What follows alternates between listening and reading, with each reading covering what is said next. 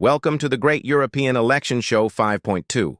In Brussels, people were busy again, not with poverty, safety, or buying power, but with a working group on gender-neutral traffic lights and a proposal to require cows to receive psychological counseling because of their methane emissions.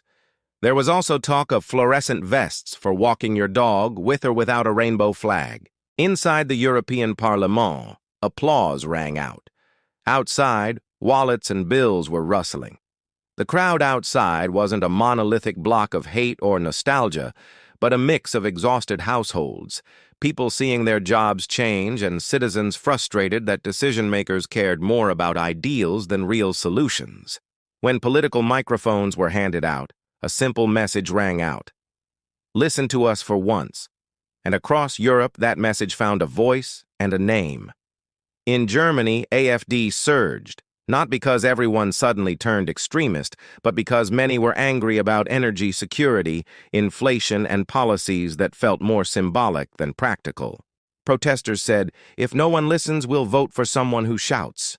In France, Marine Le Pen grabbed the microphone. "Maybe we should fix our own streets first and then save the planet." Result, a monster score of 31%.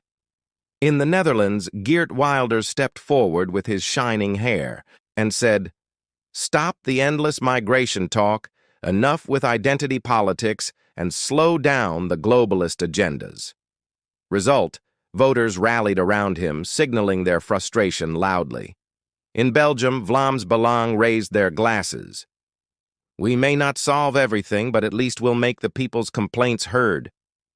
Result, a surge in Flanders, where citizens were tired of top-down rules changing their neighborhoods overnight. In Portugal, Chega danced on tables. Rainbows don't pay the electricity bills.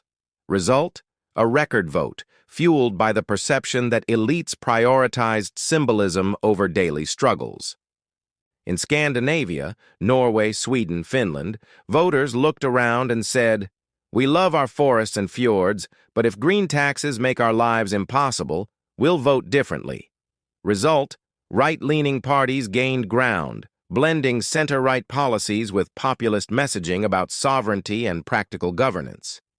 So what does it all mean? That last Sunday in Brussels, people weren't listening to the cow psychologists, traffic light gender specialists, or dog vest fashionistas. They were sending a message. They were saying, "We know you think you're so smart, but we see the results of your ideas and we don't like them." So, right-leaning parties rose across Europe.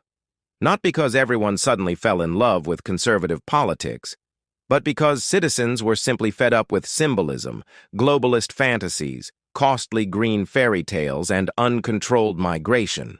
It's a message that goes beyond left and right, beyond conservatives and progressives. It's a message that says, you've had your chance and you failed. Now we want people who can deliver results, not promises. Question to viewers. If you had a vote to send a message against all this political theater, which issues would push you to the ballot box? Energy costs, migration, or the endless symbolic rules? Let me know in the comments. I'm eager to read your thoughts.